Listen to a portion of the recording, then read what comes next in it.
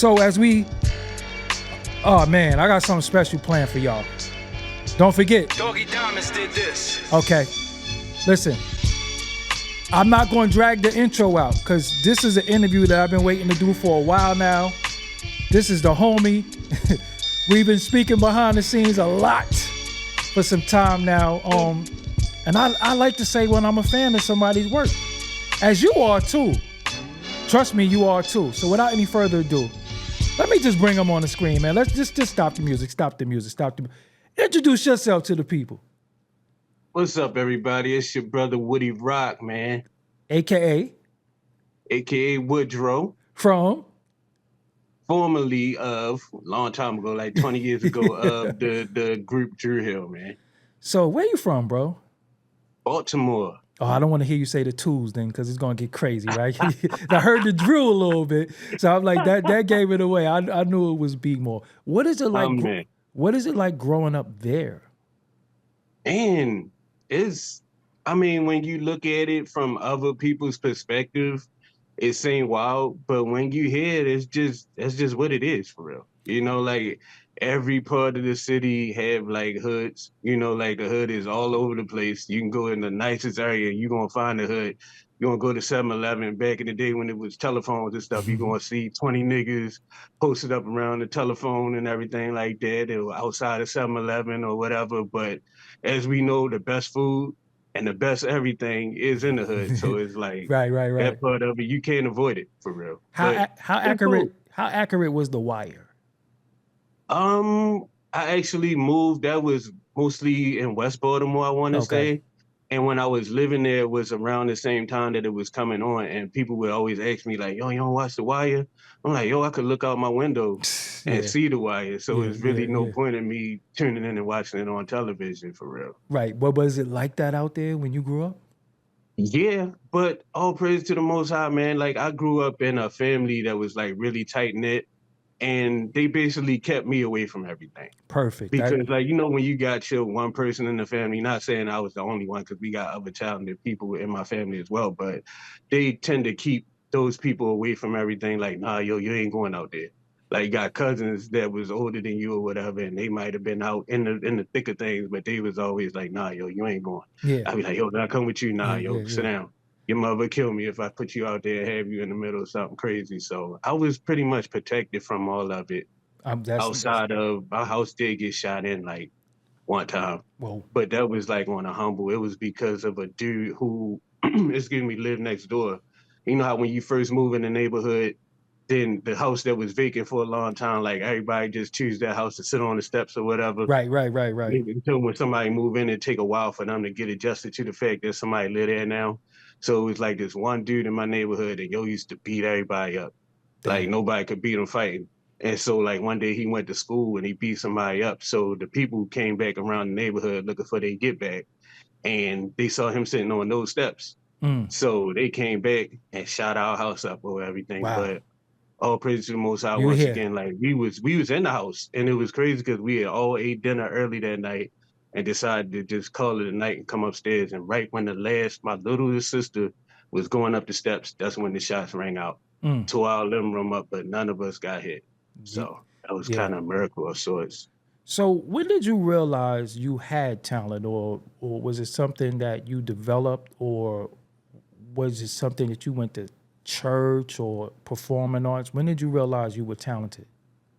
Man, well, my mother pretty much discovered it for me before I knew. Like I got cousins now who are really musically inclined, and I would told my one cousin that I looked up to him musically. And I was like, man, I got my whole sound from listening to you. He was like, I don't know about that, because when you was like a baby, couldn't even talk. You was humming melodies and making up melodies and stuff like that. So by the time I was able to talk, my mother just took a hold on it, because she was a choir directress. She used to direct choirs that would be in the gospel music workshop and stuff like that, and be out there on the road with James Cleveland and all those people, the gospel greats. Right. So once she figured that somebody right in the house that could do it, because she always took children, she had children's choirs that she'd take all over the country. So once she discovered that she had her own in-house, that she just started pouring into me from little. Like we would sing and we would like basically sing sentences instead of talking. And she'd teach me how to harmonize. So she and I would harmonize with each other and stuff like that. And I sung my first solo publicly in church when I was 3 years old. Wow. Mhm. Was you scared or you was built for this? That's the thing about it. I didn't by me doing it so young and by her doing that and having me doing it ever since I knew I was on earth, I Hmm. wasn't scared. I ain't Wow. feel no type of way about it. I just felt like it was second nature. But later on, like different people would come up to me like, yo, you not nervous? And I'm like, I had to ask my mom, like, Ma, I was nervous. Yeah, yeah, yeah, yeah, And yeah, then yeah. like because somebody put it in my head, then I started feeling a little nerves and jitters like later on. But even now, like singing comes more natural to me than just like if I'm walking through a mall or something like that and I'm just there shopping and stuff like that, then I feel nerves and stuff because I'm an empath. So I feel everybody's energy. But if I know why I'm there and I'm there for a purpose, I know I'm there somewhere to sing, then I'll get in front of anybody and sing. Yeah, that's dope. So you went through high school, you went to performing arts school, everything like that too? Nope. I went to regular high school. I wanted to go to performing arts high school, but my mom, no disrespect to anybody from any of the communities or anything like that, but my mom really felt like that was really heavy in performing arts high schools and stuff like that. The QRST, Yeah, yeah, UBWXYZ yeah. communities, yeah. So she C3PO, didn't yeah, want me yeah. to go Right, there. right, right, right, She right. didn't want me, yeah, I'm trying to be correct, Right. politically correct, but she didn't want me to go there because she didn't want me to be I guess heavily influenced by that, like on a regular basis, because it's everywhere. But Yeah. especially, she felt like it was especially in those type of schools and stuff like that. Right. Did you grow up with Maya as well? No, Maya, I think it's from either PG County or DC. I didn't meet Maya until we got our deal and we were signed to the same person for a while. Right, right. So how did this group form? Because y'all was how did the group form? I never knew how did y'all grow up together? I grew up with Cisco. He and I went to the same middle school. Got you. And we met each other back in middle school because they had a program. I was in like the top class. I was a nerd. And then he was in like the other curriculum. So it's like they had a program where as though that they would introduce all of us, like people who would never meet each other, just walking through school or whatever. They like had a program that we could meet each other. And he and I just kind of clicked because he used to dance. Like he was known throughout my school as a dancer. Right. So last day of school, they had the senior farewell, a couple of days to the last day. Senior farewell, he was dancing. He was freak dancing with the principal. Wow. Him and his homeboy, they used to dance together. They had the principal and the sandwich freaking the last Wow. day. So that was his thing. And back then, I didn't start. I sung in church, but I didn't like let everybody in school know I sang because I didn't Right. know that was cool. Right, So I right, used to right, rap. right.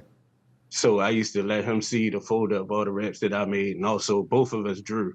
So like we'd show each other drawings whenever we link up, and I let him read the raps and stuff that I wrote and ask him what he thought about it. So that was pretty much our relationship. And then when I went to high school, I was one day I just randomly I wanted to be a comedian. That was my goal. Me too. So Yo, like me too, bro. Richard Pryor was like, yeah, and George Carlin. You couldn't tell me. hmm I Richard love Pryor, George Carlin George now. Carlin, Red Fox, Yeah, he real to Rudy this Ray day. Moore. Yeah, yeah, yeah. Yeah. You But I know, wanted to be like Arsenio Hall. Remember the Arsenio Hall show, and then he had that yes. part where he called himself the master impressionist. Right, right, right, So I right. just like I found out later from my dad that my granddad was really big on impressions. So I just Wow, started perfecting a few impressions, and some of my impressions just happened to include singing. wow. So one day I had said I was going to do an impression of Ralph Tresvant, and I did it, and like all the girls just got quiet because I was just around. I was real shy and Mm-hmm. quiet. I was a nerdy type. I was like Steve Urkel type of dude. So my couple homeboys, I was just did that so they could hear it and see what they thought about it. And then like all the girls that was around, because it was before we went into the school building in the morning while you waiting to get let in, Mm-hmm. it just got quiet out there. And girls started screaming like, "Oh my goodness, boy, do that again, do that again." And like all the time that I was telling jokes, nobody ain't paying no attention. I Yeah. ain't never get no attention from no females like that. Right, So right, from right. that moment, that's when I was like, I wanted to sing. So fast forward to answer your question, they had a thing called singing telegrams with the choir at my school Mm-hmm. every Valentine's Day. Like you'd pay like $2.50 or something like that. And you'll pick a song and two members from the choir or one member from the choir or whatever will come to your classroom and sing to your Valentine or whatever. Mm. So I got picked. I joined the choir not too long before that. So I was in the group doing that. So then they would put us together with different people. And then by us doing that, I met up with a couple other guys from the choir that was in my classes, and we'd just meet up at the school every day and just start singing. Mm-hmm. And it was just me out of everybody that you would know.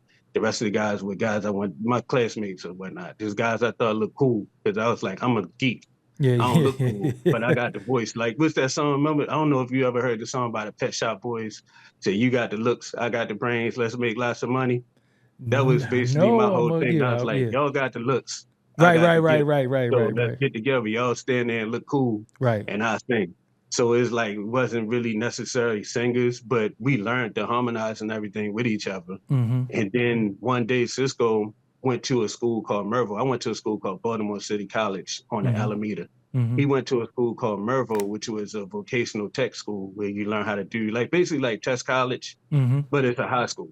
Like the schools that Kwame Brown was advocating for students to like go a to. trade school, like a trade school. Right, a trade school. Got you. Exactly. Mm-hmm.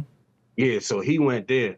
But one of the trades, they had off-site where they did it at my school. So it just so happened one day, me and the guys that I had was singing in the cafeteria, and he happened to come through. And he saw me, he heard the singing, and he just like stopped in his tracks. And then he was looking and he saw me, and we recognized each other. He's like, yo, I ain't know you, son. I'm like, I ain't know you, son. So then he asked, he's like, yo, is it okay if I put a note in the harmony? Because he's very good at like background vocal arrangements also. So he asked, could he change one of the notes in the harmony? And I said, man, go ahead. You just here doing this for fun. So when he put the note in the harmony, everybody just stopped and was like, dang, yo, that was hard. So from then on, I don't know. I tell people all the time, I don't know how or if he passed that class because like from then on, every time he came to my school at the school, it was never to go to class anymore. He would just come and get up with us and we would sing in the front of the school, in the cafeteria, and like the driving school class would complain because like the teacher would complain because once we started singing the popular songs on the radio, the students would all run out the class and run to the steps to see us and watch us, and all the girls would come out for him because he was already cool. Like I said, I was a geek, but he was already cool from school. So he'd come bopping into school with his slick clothes on. Was his name Cisco back then? It became that in the midst of him being in the group. He was just Mark at first. Oh, Mark. Okay. Mm-hmm. Right. So y'all get together. So when did y'all? Did you and him start the group? I actually started the group with the other guys, and then he came in, and that's when we started taking it like a little bit more serious because all the rest of the guys, we were just doing it for fun. I'm talking about Dru Hill. Dru Hill. Yeah, it was me and 4 other guys at first, or maybe 5. Whoa! The original Dru Hill is not the guys we know. Well, when being called Dru Hill, yeah, because we didn't get that name until the day we got signed.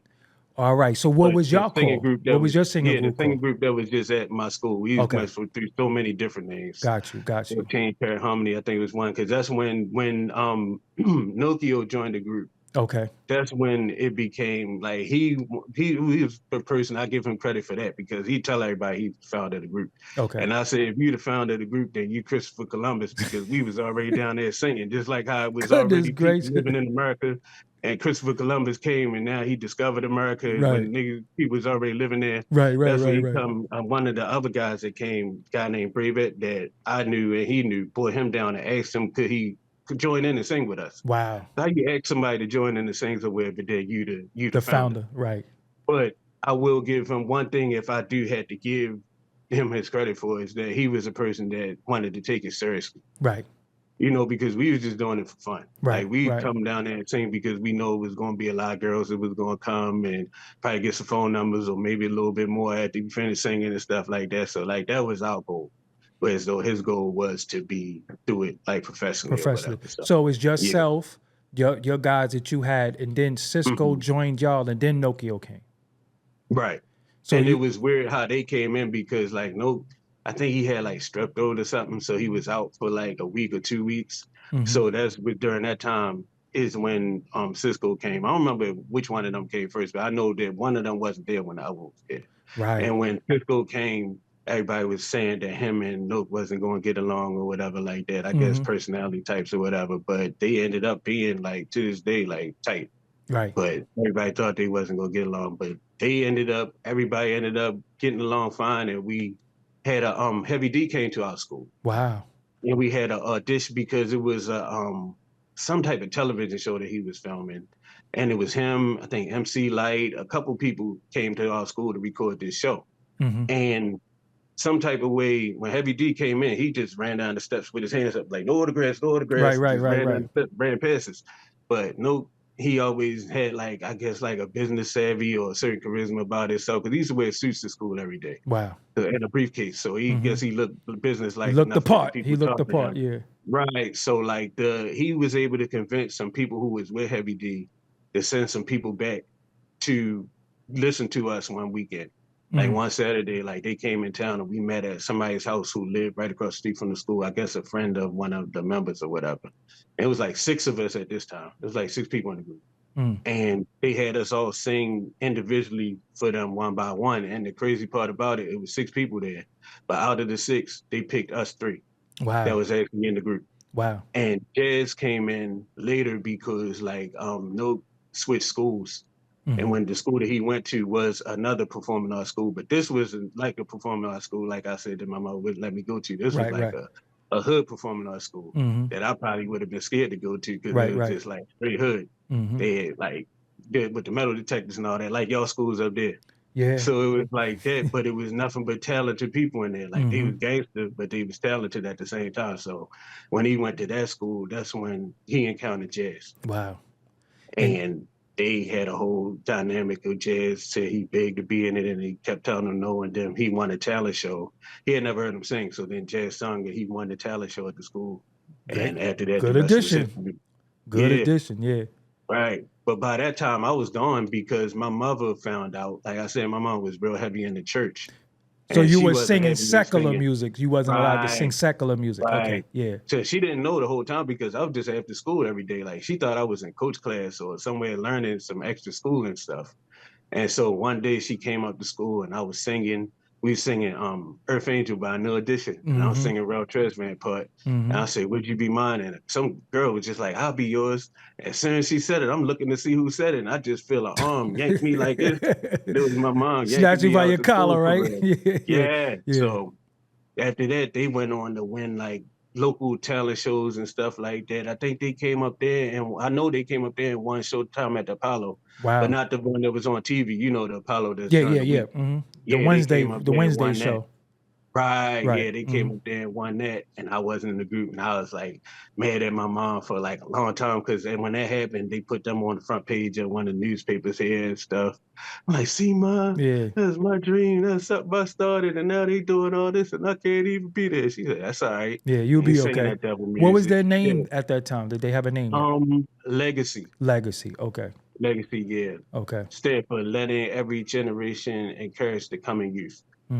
They spelled it a little different, but yeah, they did that. And then they ended up getting a deal with, I think, East West Records, a developmental deal. It was like Cisco Jazz and Nope, and it was like one other guy. Well, first it was a guy named Chris, who was still our homie to this day. And then, Chris left. When Chris left, he left around like the last year of high school.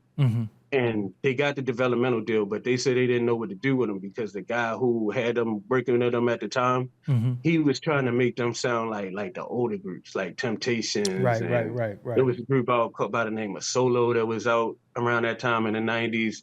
So he had them singing songs like that and dressing like that. So like the people at the record label was like, we know they got talent, but we don't really know what to do with them in this capacity. So they would put them in the studio. They would come back up to school. Cisco would come up on certain days and play me what they had worked on in the studio. And they would come up there real fresh with their clothes and stuff that they got from being signed and stuff like that. Basically stunting on me. Yeah. And showed everybody like, see, think your mother let you come now? And I'm like, every time I ask my mom, she's like, nope. So finally, Chris left to become, I think he like an astronaut or something. Not an astronaut, but he worked for NASA or some high profile. Good job. He's super smart. Yeah, he's super smart dude. So like I remember one time we went over to England and he was over there studying abroad in the United Kingdom. He was talking with the accent and everything. Wow. And the girls found us in the hotel lobby and put him on the phone with us. But anyway, he left the group to pursue his education and stuff after a while.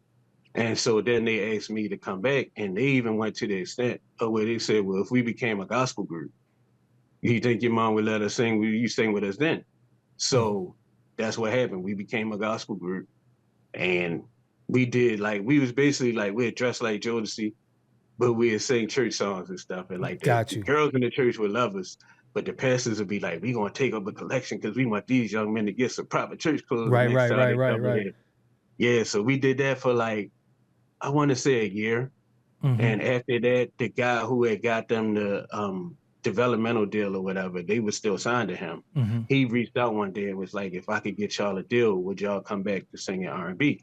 Mm. So by this time, I'm in the group, but it's still like on pins and needles because my mom, like every time she wanted to take me out, she'd just be like, "Oh, you're not doing good at school, Mm. so you can't be in it. You punished." So I finally got, like tired of that instability. And so I went to my pastor. I asked her, I was like, if we talked to my pastor and he said that it's okay to do it, would you let me do it? Mm. And she said, yeah. But the reason why I thought to ask that pastor is because his son was a jazz musician and he Wow. was over in either Germany or France playing Mm-hmm. music that wasn't church music. It's So secular music. we went, Mm-hmm. right. We Mm-hmm. went and we had that talk and he cleared me to do it. And my mom gave me solid treatment for like 24 hours. But then after that, she became like pretty much the biggest supporter and biggest fan. Dope, dope. So my So dad was always cool. He was a Marvin Gaye, Stevie Wonder type of guy, but he'd wait till he got in the car to play all his tunes and yeah, stuff. And yeah, the house was he ain't always want no gospel. smoke. He ain't want no Right, smoke. right. He was out there, happy wife, happy life, mob. Right, yeah, So yeah, yeah, yeah. yeah.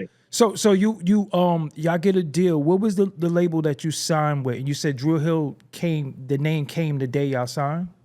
Yeah, we went to Interscope first, Mm-hmm. and because he had like different leads, different places, he would have relationships, different places. So we went to Interscope first, and we went and sung for them, sung for Jimmy Iovine, and he, like he said, he expressed interest, but he was just like dragging his feet. Mm-hmm. So we wanted to wait on him because the numbers that he was talking about was some crazy numbers. So we was Mm-hmm. hype about that. But then he was dragging his feet. So then the guy, his name is Haq Islam, he had suggested that we go up to Island Black Music Mm-hmm. in New York. So we went up there, and actually me and Cisco was mad because the same day was an audition to be D'Angelo background singers, and we wanted to be D'Angelo background singers, what Anthony Hamilton and them ended up doing. Right. So we wanted to do that, and we was kind of mad that the audition was on that same day because we wasn't going to be able to do that. But we ended up getting signed the same day that we went up there. We Mm. went up to sung for him, and we were singing our songs, our original songs we wrote. I think we were singing Five Steps. And while we were singing that, he just kept the guy Hiram Hicks just kept singing "Tell Me," and we like, dang, that's rude. Like we sitting here singing the whole song for him, and he still keep talking about some "Tell Me What You Want," bobbing his head. But the whole time he was sending somebody to get the DAT tape because that's what they had it on at that Yes. time to get Mm-hmm. the DAT tape of "Tell Me," and it was Dave Hollister singing it at the time Wow. So Dave Hollister because it did was the a reference soundtrack. vocals for y'all. No, not even. It was a soundtrack that was supposed to come out Whoa. called Eddie.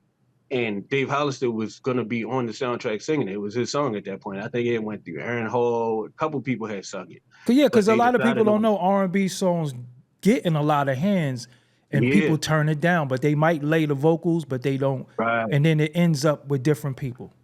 right. And Yeah. what they were doing, because they were like a label that was like just starting for real. Mm-hmm. Well, they had like two soundtracks. They did the Don't Be a Menace While I Mm-hmm. Drink Your Juice in the Hood soundtrack. And then they did this soundtrack, which was called Eddie for Whoopi Goldberg movie. I remember that. But they, like the reason why they took him off of it and put us on it wasn't because we were singing better than Dave, because Dave is one of the coldest, in my opinion. Man, But the listen. reason why they did it is because we would be signed to them. So Right. they like, this is a hit song. We'd rather put it out on one of our artists and Right, reap the right. benefits, whereas though we could push it and then maybe turn it even into a whole album if it does well. Right. And whereas though we put it out on Dave, he on another label. So all that's going to do is be good for a minute and they're going to pump up wherever his situation. So Right. they took him off, put us on. We recorded it that night, and I think this album had to go to mastering like that next morning. Mm-hmm. So we just went right up there into a record deal, like to whereas though y'all not going home, and they just put us in hotels at the night. We went to the Big Hit Factory and recorded that. And I bet you the mastering was probably Frankfurt Wayne back then. I couldn't even tell you. It's called Frankfurt Wayne. Trust me, everybody album was mastered at Frankfurt Wayne. Frankfurt Wayne used to be $250 an hour to master. Wow. Yeah, it was $250 an hour, and that might have been for like one song. Yeah, a lot of people. It's called Frankfurt Wayne. So when you signed, did you get the paperwork looked over, or y'all just signed? Well, we didn't sign that same night. They just basically was like an understanding, what they call like a handshake agreement, I Right. guess, Okay. Okay. between Okay. the label guy and the guy that brought us up there, the guy Hot, who had the label that we were signed to, like the what they call it, the boutique labels, Right. what Right. they call them, like the what they So did call y'all have a production deal? distribution deal. Yeah, Distribution deal. we were with this guy, we were with Hot. And he bought it. His thing was called University Music, which is why on the first album and stuff you'll see University / Island Black Music Okay. and a lot of our early stuff. So we went up and we recorded, and then right after that, they just had to put us straight in like SIR Studios because they were having something called the Impact Music Festival that was Mm-hmm. coming up shortly after that. Mm-hmm. And so they put us in the rehearsal for that. And I basically quit when we was at the Impact and the thing, because when we was home, one of our biggest influences was Jodeci. Of course, the biggest Of course. influences Yeah. at that time was Boyz II Men and Jodeci, but Mm-hmm. like we tend to lean towards Jodeci because every other young group was singing Boyz II Men songs and talent shows, so we wanted to be different. Mm-hmm. And plus, we was church boys, and Jodeci. Not saying the Boyz II Men ain't had church roots either, because they actually worked with commission, but they sounded like church. Right. And so like we would do like a lot of Jodeci stuff. And if you notice when Jodeci performed, they wasn't, with the exception of the Gotta Love video, they Mm-hmm. wasn't doing a whole bunch of dancing. Right. Right. They were Right. just Right. up Right. there, they do that little church rock side to side or Right. whatever. Right. Right. But They were like wasn't a up there hip hop doing- singing group. You know what I'm saying? They Right, wasn't doing all the right. motion. They had no choreography, none of that. Right. Yeah, they was like up there thugging it and singing. Right. And that's what we wanted to do, being from Baltimore, which, you know, Casey and JoJo both lived in Baltimore for their middle school. They went to middle school right around the corner from where I grew up. For Wow. real. But Wow. yeah, so like that's just Baltimore. It's just in us to just want to do it like that. So when they did it like that, we was like, dang, it could be done. You Mm-hmm. ain't got to be all doing all this extra stuff and wearing suits and stuff like that. So that was like our dream.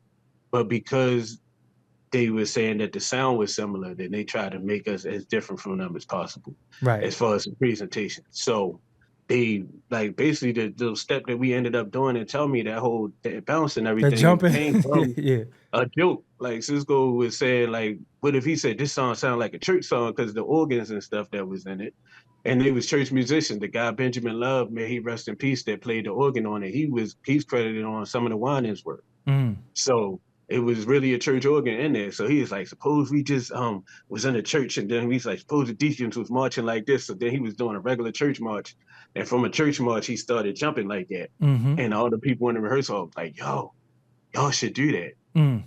And so when it went to that, and then we had to start rehearsing it. And mind you, like the same way my mother ain't want me singing songs that wasn't church songs, she ain't want me dancing either. So if I even attempted, You can't to do even any type of dance. dance, You can't do nothing around here. I was Yeah. gonna get whipped. So Yeah. I just made a habit not to dance. Right, And then right, it was right. like a whole thing of being like not being soft. Whereas though like my cousins and them, when we came up, like if you just standing there or sitting there, you having a conversation and your wrist happened to go limp in the middle of a conversation, they pointing at Yeah. Right. So it's like I got in a habit of holding myself like really rigid and Mm-hmm. stiff. Mm-hmm. So then when we got to dance, I just looked like a stiff robot for real. Right. So Right. we Right. had Right. a guy that was choreographing us or whatever, well, working with us. His name was Marvin McIntyre. He used to work, I think he worked with Brooke Payne. They have some type of partnership or whatever. So he like out that same type of mob where as though they just make you dance and do it till you get it right. And he was like a drill sergeant almost. So it's like every time I messed up a dance step, because I was the only one that couldn't dance. 2 left feet. And every time, yeah, exactly. Yeah. So every time I messed up a dance step, he'd make us all do push-ups and sit-ups and run in place and jumping jacks and stuff like that. How they do jazz So- like that? Jazz, you know, jazz had to do all this jumping and stuff like that. Nah, and but check me out though. Out of everybody, he was the one who back got in it. those days, Jazz was the second best dancer out of everybody. Wow. Jazz could move. Like That's people dope. people would maybe like look at him and think one way, but if you really knew Jazz at that time, he's very agile, very athletic. He could fight. So it's like I guess Yeah. dancing and fighting or whatever come hand in hand, because he beat up like 2 guys on the bus one time. Wow. And I Yeah. missed it. By the time I got there, it was already over. Cisco was just telling me the story, and he was so hyped, like how Jazz like busted one guy head, then the other guy came in and recorded him too. So yeah, Jazz is agile. I seen him jump fences and everything. Wow. So, he wasn't even the one that coded the worst. Skinny people be the ones that don't. Yeah, be we safe see we judging a book by its cover. So y'all do to tell me that comes out on the soundtrack. It's a big record. It's a big record. When do you realize? Okay, this is getting a little different. We might be somebody. Now, when does it hit you? And at that time, like really around that time, because like that label, like I said, like they put out the soundtracks and they had relationships with people to put their stuff out. But as far as like their own label, it was only like a small amount of acts that was on the label. So they started treating us like the golden hen to lay the golden eggs. Like from when we first got there. They treated us like we were somebody from like day one. Mm-hmm. To the point where the label and the what's it called? What is it called when somebody have like a label but it's not, but they had to get distribution through another label? Like it's a name for It's it. like a subsidiary. Yeah, like that guy that had that brought us up there, like him and the label would butt heads all the time because they wanted us to themselves. Right, that's what I was to see. That's what I was thinking. Y'all signed to him. Yeah. I wonder if y'all had a production deal. Production deal. That's yeah. Y'all had a production deal. And see, yeah, we had a production what the audience don't know is that when you have a production deal, it's really his record deal. Right. And he could take the monies and do what he want and put y'all out. And that's what he did. They gave us a certain amount of money. But he keeps all the bread. Like $250,000. And he said them kids don't need all that money. So he gave us like $2,500 a piece for our first signing. Well, I'll say this. I can't speak for nobody else because when you find out stuff later on, you found out this person got this much, this person got this much, and you got this much. So I really can only speak for me. I got $2,500. So you had a budget of $250,000 and you got it was $250,000 from what I understand. And I ended up getting $2,500. And the thing about it is coming from working a regular 9 to 5. That's a lot of money. That was a lot of money. That's a lot of money. Like, my check was maybe like. Keep calling me. Sorry about that. Yeah, it's cool. No, it was so I thought I had a lot of money because I had 4 digits in my thing, and like my ex-girlfriend humbled me because we was going out one day. I was like, "Come on, let's go to the movies, let's go hang out or whatever." And my bank statement blew away because it was in the fall time. So like my bank statement blew away. She ran and caught it for me, and she looked at it, and her family, you know, had a couple dollars or whatever like that. She come from a couple dollars, so she looked at it. She's like, "Is this all the money you have?" And I'm like, all the money I have, like, girl, I'm holding, She's like, we don't have to go out. We can make it a blockbuster night. We can go ahead back in the house and look at some movies. I was like, what you mean? I had no idea at the time because to me that was money because I had never had anything. You know, like my little job, my little maybe like $250 every 2 weeks or something like that at that time. Because minimum wage wasn't nothing back then. So yeah. So you didn't get no publishing offer, Tell Me, because y'all didn't write it, right? No, we didn't write Tell Me. Right. But that's another thing. We didn't know the business, or 3 of us didn't know the business. And one guy knew the business. Which was no. So the one guy that knew the business was like, if y'all make sure we good on the singing tip, I'm gonna make sure we good on the business tip. Right. And we trusted that, like, so dummies. So the guy basically made sure that he was good on the business tip. And from what I was told, they told him, if you make sure that they all sign their publishing over, then you can keep yours. So you signed your publishing over? Yeah, we didn't know. I didn't know no better. What year is this, bro? Jazz knew better, but they put the peer pressure on Jazz because they told him that, like, if you don't sign this, you gonna cause us all to lose our deal or whatever. So it's like 3 of us signed our publishing away, and 1 person got to keep theirs. So Jazz kept his publishing. No, Jazz didn't get to keep his. So who kept their publishing? Nope, kept his publishing. And he turned into a producer, so he was getting a lot of publishing. Yeah. But you signed everything over. Yeah, I didn't know nothing. All I knew is I wanted to sing. So you signed 100% away. No, not 100. We was like the what's it called? The distribution, not distribution, but the residuals. The person who controls it. No, the person who controls all the publishing. Oh, the administration. Yeah, administration. He signed that away.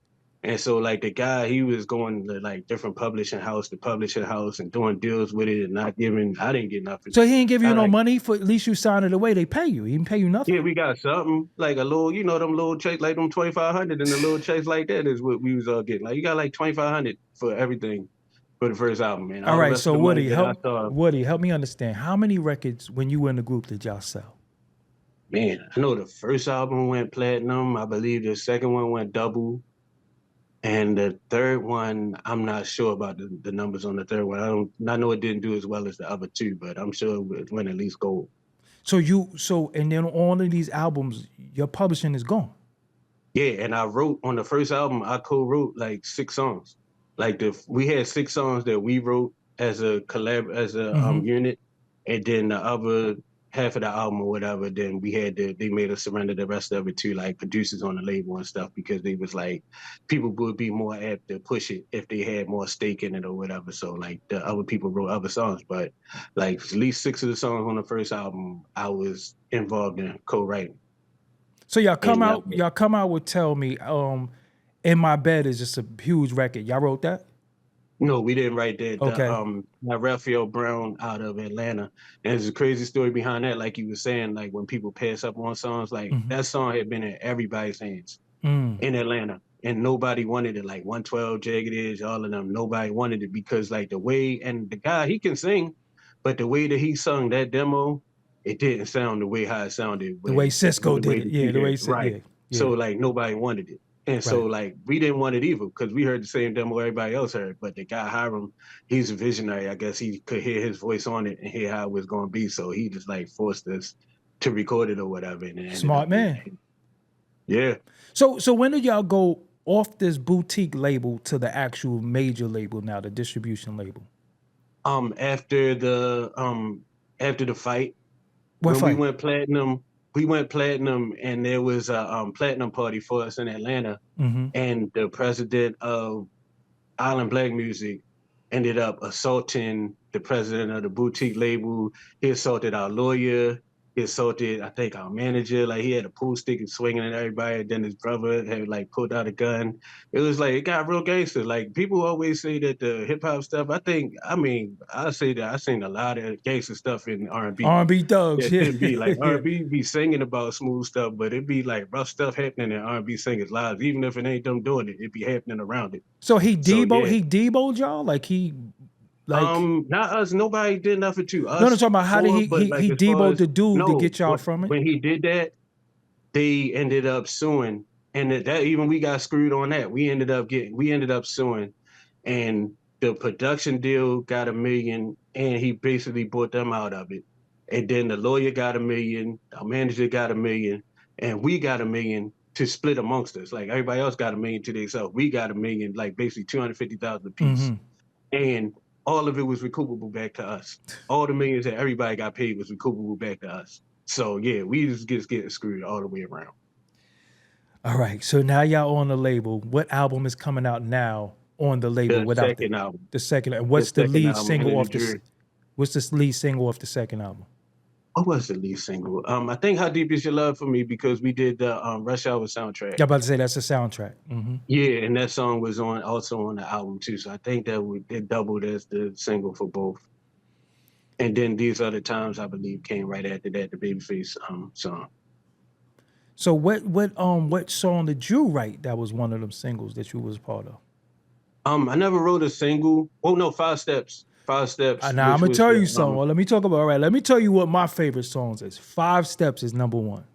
Okay. That's my number 1 favorite song, and you are everything with Ja Rule and Nokia, because y'all did the Matrix in the video, and a lot of people didn't peep that. Y'all had the Matrix motion in there. A lot of people didn't peep that. That's when I quit, and my pastor was like, "You left too soon." I love that. Spend money on it. Yo, I love that record for the video. You know what I'm saying? Oh, yeah. So 5 Steps. Is that the Iron Mask emulation video? No, that's These Other Times. That's These Other Times. Yeah, that's what I'm thinking. But what was it like working with Babyface? Dope, because Babyface is very, like inclusive. He's very much there, and he's very much taking parts of what's going on. Like if any song, I tell people all the time, any song you hear produced by Babyface, 9 times out of 10 you're gonna hear his voice in the background vocals. Like he's really there and present. Wow. And he was like just chilling with us, like he was like homies. And even the In My Bed and the other song, Never Make a Promise, that Daryl Simmons, his partner, did. Like it's the same. Like you get that real Southern hospitality. Like they had good like food and stuff around and stuff like that, and they just treat you. Just feel like you at home when you working with them. Let me ask you something. So it always seemed to us, the consumer, the supporters, that Cisco was the lead singer, but he wasn't really the lead singer, right? Technically, he was the lead singer. Yeah, I mean, like from the label standpoint and stuff, they made sure that he was in the front. He's definitely, yeah, he's the lead singer. But it was the thing of it was that it is actually a group of singers, Because you y'all know. all But sung he like, had yeah, just that that charisma, Five Steps he had that showed that charisma. each one of y'all can sing. Hmm. You know what I'm saying? Right, Like right, everybody right. part was fire on Five Steps. If nothing else showed that. Appreciate it. So that was my thing. Like, I was like, how was he the lead? But what he could sing, jazz is woo, jazz is Yeah, incredible. Jay is crazy. Yeah, jazz is get Jay is crazy crazy. with it. And Yeah. was it more of they like Cisco look or his what was it you think? I think it was the charisma, Okay. maybe the look. Like they didn't want him to have his hair like that. Like he fought to have his hair like that. Wow. He cut it. He had his hair bald, and then came up on the first video and tell me that's basically his scalp Oh that you wow. see dyed blonde because they didn't want him to have that He because had they his wanted him to scalp be this dyed rebel. blonde. Yeah, because they made him cut. They told him he couldn't have it, so he cut his hair bald, so they wouldn't Wow. be on his back about it. And then he just showed up on a video set with blonde hair, and it probably Wow. was a couple strands up there, but it wasn't a whole lot. Wow. But yeah, he was adamant about doing that. But yeah, but I think it was just his charisma. Like he's a performer, Right, right, right, like right. he's an entertainer. And I don't take that. You can't take that away Yeah, from him. yeah, Like yeah. he's All an that entertainer. flipping the So I think that's microphone and what. flipping and all that Yeah, shit. Like, yeah. They go used to ahead, call bro. him. They did some interview article and they called him like a cross between Michael Jackson and Prince or something. It Yeah, was like all type of stuff. Like he just basically enthralled the people. So that was his. That was his thing. right. He's So, an entertainer. you do these albums. How the money obviously was? How's the touring money? Let me tell you. The reason why I was so frustrated is because like the things that we did touring is stuff that people wouldn't do until like their second or third album. They Like had you you on got promo tours forever. explosions.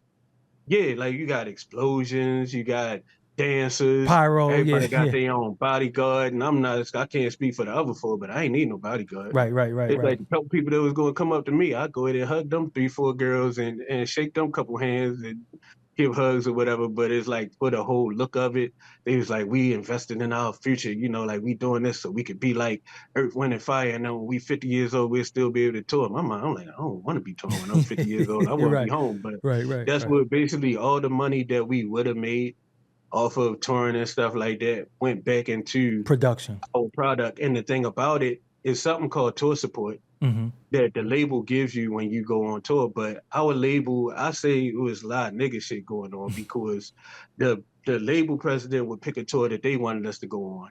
And then our management will be in negotiation with people about tour. People will holler at our management or they holler at people about tours they want us to go on. So then by the time it came time to go out, the label would be like, well, if y'all ain't going on the tour that we want y'all to go on, then we ain't giving y'all no tour support.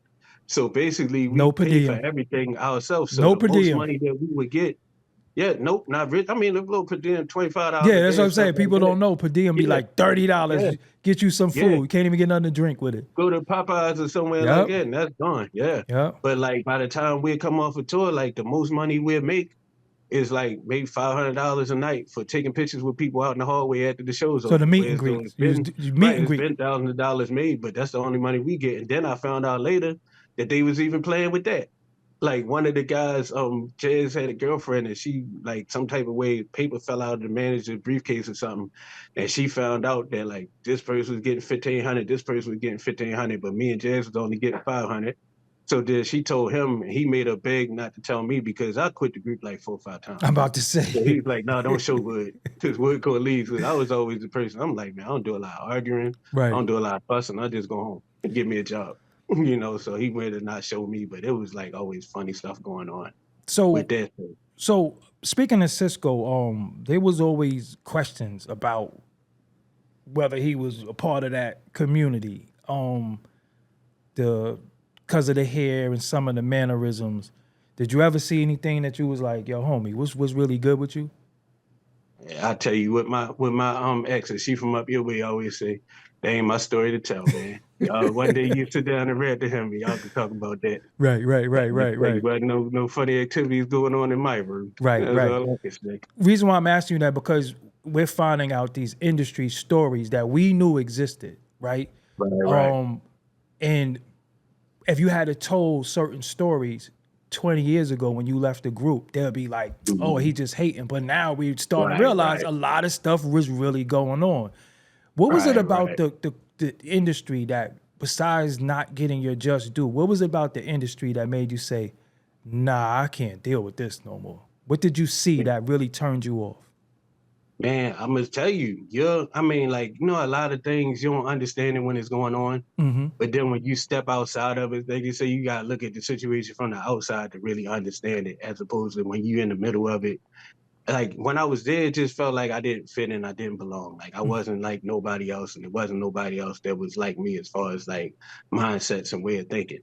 But looking back at it now and looking at even reason why I even reached out to you originally is because I saw your interview that you did with Ali Vegas. And it was talking about like the guy that cooperate with the stylists and stuff like that. And then they go far ways though the guys that don't cooperate and stuff like that. Like I'm a guy that didn't cooperate with the stylists. Like the first album, any picture you seen of me, I pretty much had a mean mug on. I was looking crazy. yeah. I ain't putting his blouse on. What you talking about? Yeah, like I'm not wearing this shit. But it's like eventually like, come on, yo. The reason way they always get me, come on, yo, you gonna mess it up for all of us, yo. Come on, yo, please, yo. So then I put it on, like I don't put it on, but I ain't gonna like it. So I'll be sitting there mean mugging and stuff. But you know, like when you find out what happened to the person that's not really in the thick of things and stuff like that, and you like basically like an outcast, outsider, and other people who are in the loop, they'll sit there and call you up and talk to you for hours, ask you one question, and then I'm the type person, I just talk and talk. So they'll take all the ideas that I said and then go say them to the people at the label and had the label people thinking that they the genius behind everything, when really the person that's giving them the ideas, me and others giving them the ideas, they not giving us the credit for it. So they just start treating us like we just what they call like some useful idiots for real.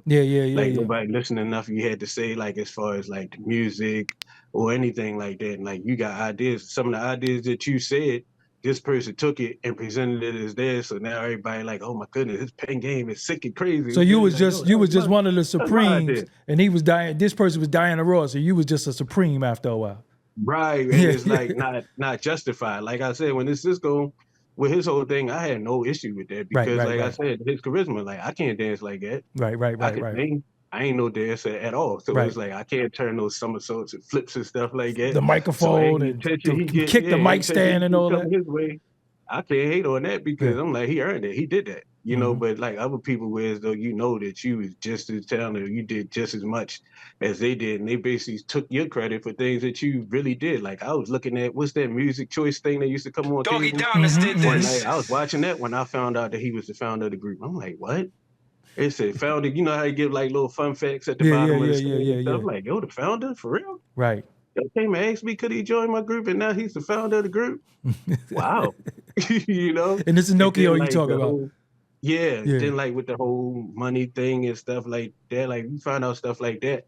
I remember I approached him about it one day, not approached like on no gangster stuff, but just asked him about it. I was like, yo, what we gonna do about this? And yo hit me with, before the meme came out, yo hit me with, I'm going to 7-Eleven, do anybody want anything? Ain't even want to talk about it. Right.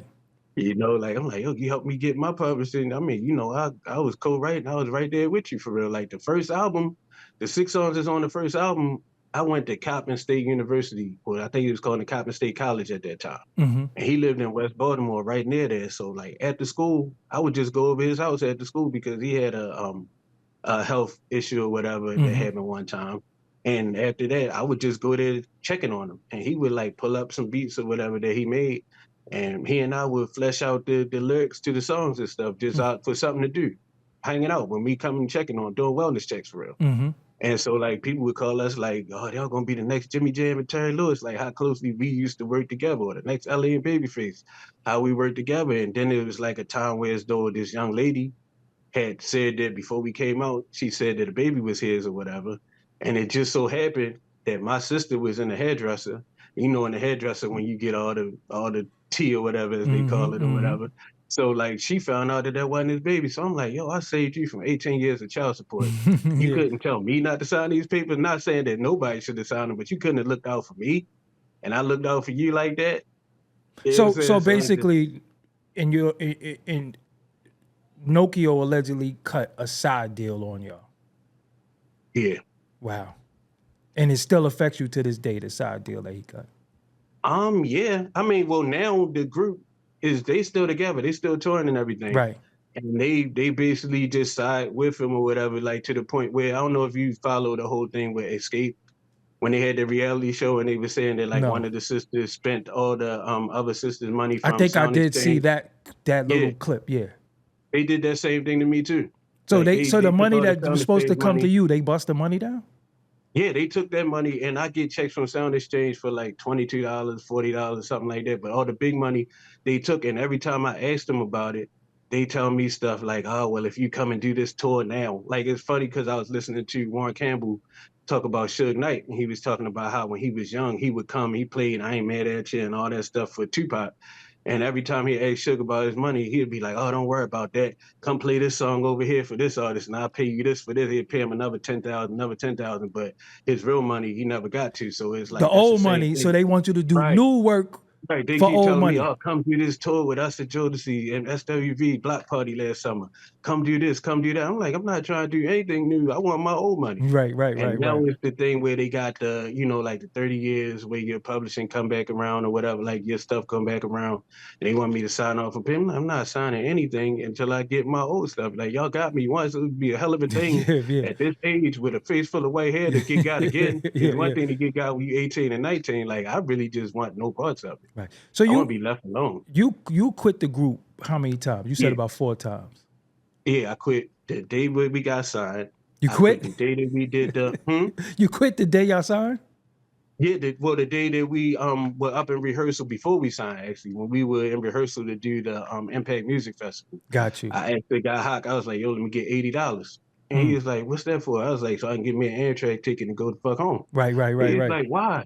I was like, "Yo, for number one, we came one way, packaged one way. Like we was all singing and trading off, like kind of like we love Boys and Men. I mean Jodeci, but the Boys and Men dynamic was that we did all sing and stuff like that. You see what I'm saying? Mm-hmm. So it's like, number one, I'm not singing, and I'm not here to be. I mean, I don't mind backing up when it's my turn to back up, but I need to turn too. Mm-hmm. And number two, I'm definitely not a dancer. So it's Right. like the fact that I'm not being allowed to do the thing that I excel at, Right. but I'm being called upon to do something that I know I don't do well. So it's just like I feel like I'm just Out this of ain't for place. me. Yeah, I'm out of place. Yeah. Exactly. So he was like, and that's funny you said that because the guy Garfield that was the model that was in my bed video, the guy that was on the SKO box back in the day, brown Mm-hmm, skin dude with the mm-hmm, curly hair. I think mm-hmm. he hosted the show. But first, when he met us on that set, he was like, "You'll start singing the Sesame Street song. One of these things is not like the Yeah, yeah, others. yeah, yeah, One yeah, of yeah. these things." He's like, "Yo, no offense to you, but where did you get them from, or where did they get you from? Because you're not nothing like the rest of these dudes." So it's just like I was like you said, I was just out of place. So the guy Hawk at that time, he begged me. He's like, "Come on now." He's like, "I brought 4 guys up. So if only 3 sign, then that makes it look bad and it might, like make it bad for everybody." So out of that, I stayed. So then I was like, if things need to change soon. So when this Christmas song came, I was like, "Yo, I'm not even coming. Like I just stay home." Mm. When we supposed to catch the train up there, I was like, "What I'm coming up there for? I'm not gonna get no part on the song. Like I'm just gonna be oohing and ahhing in the background. I could learn that, and we could do that when we come time to do the show. Ain't no sense of me coming all the way up to New York for that. I could be home with my family." Right. So then he's like, he's like, "Yo, give it a year." At that time, he said, "Give it a year. And if things don't get better after that year, then you can leave with no questions asked." Mm-hmm. I gave it like, altogether, I gave it like 4 or 5 years. Mm. So that's my issue now when I'm gone and I'm left. They still go to the public and try to get the fans to shame me into coming back or try to say stuff about me on any shows and stuff like that. Mm-hmm. Get on stage and make little slick comments and stuff like that. I'm like, y'all was only supposed to give y'all 1 year. I gave y'all like 5. Right, And right. it's been 18 years. So why do my name even still come up in those conversations? You see what I'm Because, saying? well, I'm gonna tell you why. Because you remember I asked you, I said, bro, you don't sing nowhere no more. Like, yo, that what you got, that's a gift. that. Yeah, that's a gift that, that's coming through you from the highest power. That's something that's coming Appreciate through that. you. So I think the people just want to hear you. Maybe not in that capacity, but they just Right, want to right, hear you, and right. they'll take anything. And again, sometimes we look at people who break up and be like, why y'all can't, we don't understand why they can't fix it. We don't Right. understand. So we're selfish. You know, at the Right. same time, we're being selfish because of the talent. So you left. I remember one time I seen y'all at the radio station. You left again. What made you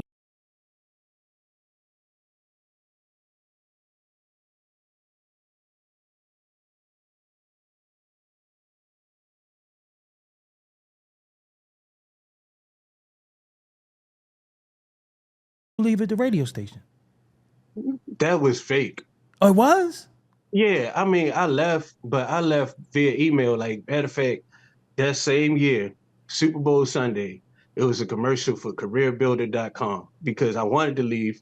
This was after we came back together or whatever. We got back together to do a third album or whatever. So I was watching the careerbuilder.com, and like the whole time we was recording, like it was like almost like it was something spiritual or something from like a scary movie or something. Mm-hmm. Every time I went in the booth to record, the microphones and stuff would just stop working to the point where the engineer would be like, "Come on in, yo." And I'm like, what's going on? Like, I sound that bad? Niggas just don't want to tell me or whatever. And every time it'll be that the equipment just stopped working when I was singing. So I was like, I took that as a sign.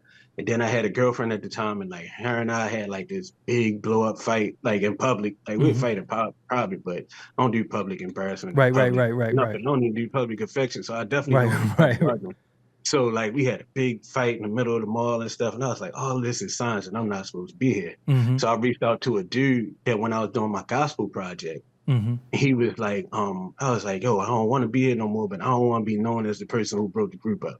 He's like, and have all the fans mad at me. He was like, "Would you rather have all the fans mad at you, or would you have God mad at you?" So when he put it to me like that, Super Bowl Sunday came and the careerbuilder.com commercial came, and there was a lady and she was writing her letter of resignation to her boss, and she couldn't send it. So her heart jumped out her chest and ran into her boss' office and wrote "I quit" on a piece of paper and handed it to the boss. So as soon as I seen that commercial, I got hyped. So I sent out an email, a mass email to all the members of the group, and I was like, I quit. So they all emailed me back and said whatever they had to say or whatever. But then they asked me, it's like, well, we trying to get a reality show. And we got shows coming up because like even though the new album wasn't finished or whatever, we had shows scheduled. And they were saying that like the fans was gonna want to know why I wasn't there. Like it was just a little crazy if I'm not there. So they asked me to come to the radio station to announce it on the radio that I wasn't going to be in the group anymore. So that was a skit. But when I got there, then Note said to me, "Yo, please don't hit me for real. I'm gonna act like I'm gonna grab you or whatever." And so that was how that whole thing happened. So it was basically like WWE, our idea of WWE. It was a Like skit. we play, yeah, it was basically a skit, right? Wow. But they took it seriously to where though they say we can't say nothing because the radio station personnel could lose their job. It was like basically how they tell you somebody be molesting you and they tell you if you tell your mom we gonna kill the whole family. Right, or right, so right, that's right, basically right, how right. they told me like if you say something about it not being real, then you're gonna get this person in trouble and that person in trouble. So for years I just had to just live with that. And then we did the unsung where I was supposed to be able to tell everybody that story, and they basically mysteriously it didn't make it along with everything else I said on there. They chopped it up. So this is breaking news? This is the first time you told somebody? No. It's been said, but yeah, I mean definitely on a platform on your level. Right. Wow. But yeah, nah, that was all fake. I mean, like I tell people all the time, like, come on now, we from Baltimore. Y'all know enough about Baltimore from watching The Wire and whatever show, The Corner that used to come on, and just knowing people from Baltimore now, like the people that's in the industry from Baltimore. A fight when I one cuss word said wasn't no swings made or whatever like that. And it's funny that after that, every reality show about a group had a similar fight at a radio station. Day 26 had one on their show. The Brother to Brother had one on their show. So it's like we was like, even in our foolishness, we set a template for other people to go and do the same foolishness. So yeah, that wasn't real. So I actually quit like a month or something before that. Did you come back again after that? No. That was the final quit. I did the third album after I left the first time. When I left the first time was after the second album. And we did the press conference up there, and we talked to the young lady came that didn't commit suicide because she heard she saw Never Make a Promise. Well, that helped her. Another young lady told me because the interlude I did on the second album about being overlooked and nobody paying me no mind, she didn't kill herself because she felt like that in her house, that she did all the cleaning and cooking and her family overlooked her. And when she heard that, she didn't do it. So it's like that good stuff made me feel like, because I did that not on purpose, just venting, I was like, what if I made a gospel album on purpose and Right. really tried to help somebody? So I left to do a gospel album. And then I found out later on that Note admitted to me when we was on the beach recording the third album, yo, I'm the one that told them don't let you go and don't promote your album because I was scared you wasn't going to come back and do the next album with us. So yeah, but you were signed to the label, the same label, to do a solo gospel album? no, I was signed when I left the group. Mm-hmm. Leo and Kevin came up to me and was like, I know you don't want to be in the Dru Hill business no more, but we still want to be in the Woody Rock business. So basically it was a setup to keep me there. And then they put me in the studio to work on the album, but they never had no plans of putting it out. Wow. Just like Jazz had an album that was supposed to come out around that same time, because what they announced to the public was they call it the Dru World Order. Whereas it was supposed to be Cisco's album, and then each one of us was supposed to put out a solo album. And I kind of looked at us like New Edition, because that was the original goal. The original goal wasn't for us to be a group. Right. We were talented solo artists from Baltimore, but at that time, nobody was coming to Baltimore looking for talent. Like, you stay in New York, so it's always somewhere to go. You can probably walk up in the labels. Right. But it was nowhere here for that. So and we all know each other out right. here. We all know each other. We all talented. We can harmonize. We come from church. We know how to harmonize. So let's be a group. And then once we get everybody eyes on us, then everybody can go their separate way and do what it was that they wanted to do from the beginning. Wow. But so that was the idea behind the whole supposed to be Dru World Order. But then when Cisco album came out, after that was done, and they wanted to hurry up and put out another group album. And we like, hold up, what's up with my album? What's up with Jazz album? Because I actually quit before Cisco put together his solo album. I don't know what he was doing behind doors, but before I heard anything about him doing a solo album, I had already quit the group to do gospel. And my intent originally was not to come back. So you're doing gospel, but you're doing a gospel album, but you was in a big sensual, sexual video song. You was in the thong. How did you get in that video? Listen, you know why I was in that video? Because Def Jam told me that they couldn't release me to do my gospel stuff unless I showed up for that. And I told them I had an idea. The way how you say in the beginning of that video, he had this little baby girl, and she was like, "Daddy, what's this?" And she showed the underwears or whatever. My idea for the beginning of the video was them calling me if I got to be in it. I was like, why don't it be y'all calling me and I'm in the hotel room? Like, look, y'all boys go ahead out there and enjoy the sun's out, buns out and all that. But I got to be about my father's business. And I was like, that'd be a dope launch for me and doing what I'm doing. The gospel thing. As well as letting everybody know that it's still brotherhood and we all still good. But nobody wanted to do that. So you got bribed, basically. They told me the only way that they was going to release me to go to label, because at first I was signed to Def Jam for my gospel, and I knew they wasn't going to put it out. But then my manager formed a relationship with one of the people at Gospel Centric, which was the label that Kurt Franklin was on. And they said that they'd put my record out over there. So basically, they was waiting on a release from Def Jam to be able to put it out and for me to go ahead over there and do the stuff. And they kept telling me the Kelly Price video, which was a cool song. It was an uplifting song. Yeah, I like that's that why record. I had that Jesus Save song shirt on. I called that me protesting. I had the bandana around my head and stuff, because like how when H-Town had the handcuffs. The handcuffs, like, yeah. That's you know that's my favorite R&B group. Dino was like my favorite Dino is singer. Dino, and when I say Dino, people be like, who? I say, listen, his runs alone, even if you listen to Knocking the Boots, his runs or Knocking the Boots, they don't get it. They don't get it. But yeah, they got a Dino was incredible. Yeah, I got a homeboy that sing almost just like him, and it's crazy because like he almost ended up with H-Town. Like he sung, like the original members and stuff like that. I felt like Anthony Hamilton used to sound like Dino a little bit. Yeah, Anthony, they sound similar. Yeah, he sound like Dino. Similar. Yep, he sound like Dino. But when my audience know how much I like H-Town. When I say H-Town, that second album with Nothing in Common and all that on there, and the Pink Sky. Listen, oh my goodness, Pink. Listen, but we see now Pink Sky, and it's just piano. Yeah, and that's him playing. Yeah, yeah. Emotions. The song Emotions. Yes, sir. Listen, man, like I said, did you on YouTube? They have them playing a little bit of the demo of it. Ooh, look for it.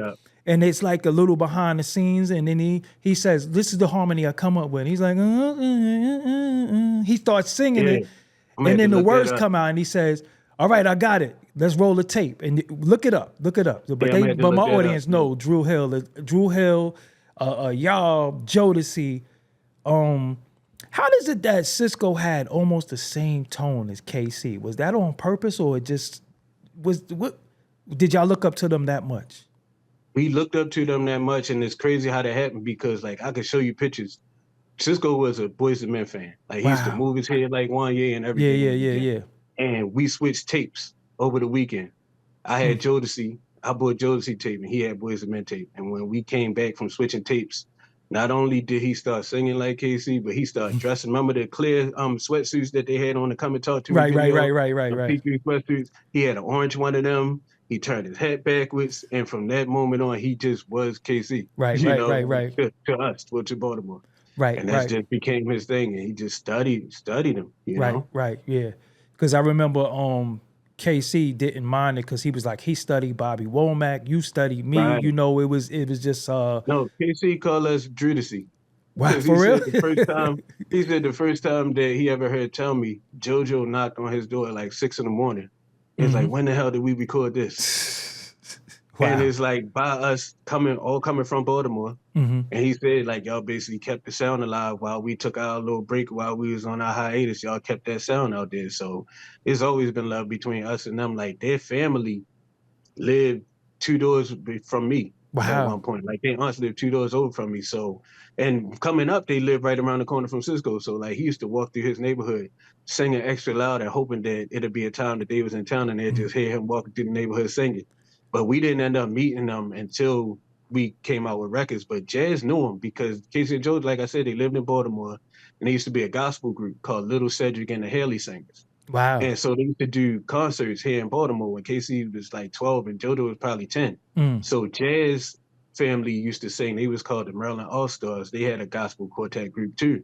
And his group used to open up for them. So the first time we went to see Jodeci when they was on tour with Mary J. Blige, Craig Mack, Puff Daddy and the family, like all of them, this was like 94, 95. We all went to the show together. And we all sitting there like, where the hell is Jazz? Because Jazz was usually late to everything. So we just like, he late again or whatever. So we was calling him, no answer. So finally he called us back. Him and his father was backstage with Casey and JoJo and them Wow. backstage at the show because they remember them from back then. So yeah, Right, he right, knew right. them. But like the rest of us didn't meet them until after we came out with music and stuff. So like by that time they already knew of our music and stuff, and we just kind of just became tight. You know, like I said, they family lived 2 doors down. So whenever they come in town, I remember one time, like you said, I sung on the album, but you have to listen through the album cuts to get to the songs to hear me. Like the true fans of the group would know that, yeah, Woody sang all the number 7 on this album, had a solo on every album. But like they might didn't know that. So then one of their aunts had passed away and I sung at the funeral. Wow. And before that, like I always considered myself, like I said, an impressionist. I could sing it sound like this person, I could sing it sound like that person, but I never took me as an actual singer as really a thing. Like I could sound enough to fill in and do what I need to do. But at that song at that funeral, and JoJo, Casey and JoJo are favorite singers of mine because Jodeci was always my Right, right, favorite. right, Like I said, I right. put Cisco on to him. But like when I sung at that funeral, JoJo had like got up and walked out. And so I'm thinking that, you know, like, dang, I must suck. But, you know, sometimes people leave because they might be feeling it a little bit and they leave out. Yeah. So after the thing was over, I saw him sitting on a car. He's like sitting on a Benz in front of his aunt house. And I just like try to hurry up and walk past him because I was embarrassed. I was like, dang, yo, I sucked that bad that made that man get up and leave. Yeah, yeah, yeah. JoJo came up to me and just grabbed me and like, come here. He said, come here, boy. And, you know, they're a little older than us. They like big brothers, cousins, or whatever. He said, come here, boy. I'm like, yeah. Like, what you want? Like, he walked out over while I said, he grabbed me and shook me. You sung that motherfucker, boy. And I'm Yeah. like, yo, coming from my favorite singer, Right. like, it's Stevie Wonder for me, it's Stevie Wonder, and then it's Casey and JoJo. Right. So it's like coming from one of my favorite singers in the whole wide world to say that, like, damn, maybe I can sing. Right. Maybe my mother wasn't That just was the telling me that, reassurance. If and the nobody people at told church, you, he told you that was good enough. yeah, like Yeah. one of my favorite singers in the whole wide world. Like I know that my church family always, but you know, church they like everybody. Right, right, They right, say right. take your time, baby, and they cheer. The worse you sound, the louder Yep. they scream and stuff. Yep, So I was like, I wasn't all that assured from that. But they did used to request me every week. Like every week my song, the Youth Sunday was one Sunday out the month. Right. They would request me every Sunday, make me come up there and sing "Give Grace and Mercy" by the Williams Brothers, gospel song. But anyway, fast forward, like coming from one of my favorite things who I studied like the same way how Cisco used to study KC. That's the same way I used to study JoJo for real. So for him to approve of what I was doing, then that's when I really started taking myself serious. Like, dang, I really can sing for real. Right. You know? Nah, and you I'm like, y'all niggas gonna start treating me like this. you got y'all gonna start playing with this money and y'all gonna stop trying to. No, you good. So what would it take in a perfect world for you to ever join a group, or it's not possible ever? That group? Yeah. Number one, and I don't want to sound spooky or scary to nobody, but I mean, I'm a very spiritual person, and that's It's what okay. it means to me. It's fine. Like, if you read the book of Revelations in the Bible, the dragon is the symbol of the devil. It said that old devil, that old dragon, the devil. And it's so serious to the point where I met Prince. Because our lawyer was Londo McMillan, the 50-50 partner with Prince, and I believe he worked with the Jacksons on He their owned the Source now too. He Jackson. owned the Source magazine. Yeah. Oh, okay. I didn't know that. But yeah, he was our lawyer. And he introduced me to Prince. I met Prince in the Electric Lady studio when I was working on my gospel album. And that's when he was going by the artist. So he's like, artist, I'd like you to meet one of my other clients. This is Woody. He used to sing with Dru Hill, and now he left to sing gospel. And Prince said, is that the group with the symbol of the dragon? I said, yes, sir. He said, I see why you left. And then he floated off like everybody say he do. So it's like people know it. They really read about it. So it's like, and then also a Dru, they named it after Druid Hill Park that's here in Baltimore, and I think it's a Druid Hills in Atlanta too. But a Druid is actually a male witch. So it's like, it's so much dark stuff. And then that dragon that they put on us, it was a lady who was the art director for the label. And they said that we didn't have a symbol. So we did our first photo shoot in a Chinese restaurant. And that was the dragon that was on the back of the restaurant. It was in the restaurant. So right before we did Apollo, they said, y'all need a logo. So would y'all mind that dragon? And we ain't know nothing about nothing. And Jazz even said, because Jazz used to read the Bible too. So he's like, you don't like the dragon, the devil? And he's like, yeah, but in China, it means good luck and all this. And I'm like, nigga, ain't none of us Chinese. No disrespect to anybody who's Chinese, but that ain't what it mean to me. I believe the Bible. So the Bible say that that's what it is, but it's like that would have to change. But I don't think, me personally, I don't see where that would be so hard because New Edition and did shows as Ronnie, Bobby, Ricky, and Mike, and people still showed up. Right. I mean, tell me if McDonald's take away the M and decide to come up with a different logo the day of the mall that niggas gonna stop eating Big Macs and Tough Fudge Sundays. Right. So it's like people want to keep it that way, but if it's like for that, I couldn't perform with it being that name and with it having that dragon because I feel like it's promoting something that I'm not about. The Druid thing is the Druid thing is deep though. Yeah, we can't talk about it too much, but let them look it up. Yeah, let them. It's like Witch Mountain, like what they call it. That movie Escape from Witch Mountain, and a hill is the same thing as a mountain. So the name basically mean the same thing as like Witch Mountain. And it's like the crazy thing, that's not what none of us was about, or not that I knew. Our name was always encouraged, like our name, like I told you earlier, legacy, letting every generation encourage the coming youth, 14 karat harmony for like pure harmony or whatever. We came up with like a whole bunch of names and they came back, and the president label brainstormed on the phone all night. And then what we were told is that he said, what's a name that if you said that, we had no use from Baltimore. And they said Dru Hill Park because that's a park that everybody used to go on Sundays, and everybody, like, every city got a park like that. You go out, the girls come out with their little shorts on and they little tops with their boobs popping out and stuff like that. And all the dudes come with their shined up cars and stuff like that. So that was like the spot.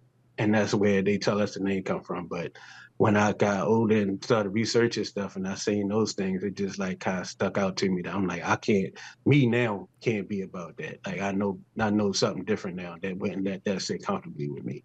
So how did Cisco, not to cut you, so how did Cisco become the dragon? There was the group thing at first? Because he was like, you don't want to let the dragon out. He claimed the dragon for himself. His solo stuff, he took it for himself, yeah. And he told me, because he grew up in church too, and he told me that the reason why he put it in that triangle, like if you notice the logo for the group, it was just the dragon just out. And when it was him, it was inside of a triangle. He said he was binding it up. He said that each side of the triangle, one was the Father, one was the Son, and one was the Holy Ghost. And he was binding it up. But then you call yourself that. So that, like I said, that's his business. Yeah. However he rationalized it for himself and that worked for him, that's fine. But I know it don't work for me. Right. And then outside of that, because I just talked to him like I said, because he and I was like the real nucleus of stuff anyway. Like, so I talked to him. He reached out to me a couple weeks ago. Him and the guy Scola, the newer guy that came in on the third album, and he's like, we concerned about your well being. And I seen this meme one time that said, "You're not allowed to be concerned about my well being when you part the reason why my being isn't Yeah, well." right. But so I had got a shirt made and everything say my being is well. I was gonna wear it today, but I ended up putting on something different. You can't see my shirt. Yeah. Yeah, but it's just like that was weird to me, and that's what they do when they try to make somebody seem like they off their rocker too. We concerned about you. We worried about them, yo. But Nah. no, um, no. But he reached out to me, and I said, really, what it would take? Because like I said, because of the history that he and I have, we could have a conversation. He and I, we always had disagreements. We butt heads. We almost fought before, and like Chaz had to pick me up and move me out the way or whatever to keep me from. He caught me in the mid swing in the middle of the edge. Chaz just picked me up and moved me to the side or whatever. That's back when I was way smaller. But anyway, I mean, probably could do it now because Chaz's strong. But anyway. We butt heads, but we would always be able to get back to some type of common ground. But I was like, until no really take accountability for the things that he's done and really I see really a change in him. I can't be around, like, I'm not a person that's just gonna be around somebody and do stuff with somebody just for the sake of that's what everybody say I should be doing. Just for to please the public, because I lived more than half of my life being a people pleaser. My mom and dad were two of the nicest people that you ever want to meet. And both of them left here and I never seen them get no great reward and no great blessing for the way that they treated people and how selfless they were to people and stuff like that. So it's like when they passed, both of them passed, it kind of changed my views. Like I'm still going to be a good person, but I had boundaries. What they say, don't stop being a good person, but you stop who you being good to, you know? And when you know it's somebody that's not willing to take accountability. And then the fact that they still play with me, like they call me and they manager called me talking about, I'm gonna make you an offer for how much I think the sound exchange, how much we think we owe you or whatever like that. And I'm gonna get it back to you. And once a month he'd call and like, oh yeah, I'm still working on it. Like, how long do you got to work on it? Give me the money. Do Or you go do ahead. So you it's like the fact that they still playing after all these years and stuff like that. I just at the point where as though I work a 9 to 5 now, and it's like the life that I live. I'm really a minimalist, so it don't really take a lot for me to be happy and to feel accomplished. And if I feel the itch or the urge to sing, I go to karaoke, or I got friends that have projects and stuff. Like I got my brothers that rap called The Shadows. I just did a show with my brother Black Los from here that's a rapper also, and like I go and sing hooks with them on their music if I must sing somewhere. And stuff like that to get my fix. I remember one time I sung at a show not too long ago for a guy. He's pretty popular here in Baltimore, and Cisco was on, jumped on the comments and like, my brother sounds so good. I wish he'd do that with us. I'm like, hey, you know why I'm not doing it with y'all. so so You know why. so so the audience and the fans will know it's money's owed to you, that you don't want to deal with the dragon thing no more because of your Right, spiritual beliefs. The right, dragon thing is money's owed mhm, to you, and you feel like you owe an apology for the wrongdoing that was done to you. right. And those three things. So hey, Cisco, is Jazz still in? Yeah, everybody's back except for me because when they went to do the reunion, and that's what I feel like one of my purposes in life. Like we don't know what our whole life story Right, is, right, but I right, feel right. like Still one of being my written. purposes in life, a lot of people have been treated grimy or whatever by different people. But for money or for whatever, they always just come back because they feel like that's what they're supposed to do. I feel like part of my issue in life, like it's a psalm that say, who do the Lord respect? And said the person who swears even to his own hurt and change if not. So like even if it's hurting me to not do something, I'm not going to do it just to let people know, to be the example that you don't get to treat people any kind of way and do people any kind of way, and then they just come running when you do the little ding bell like a dove.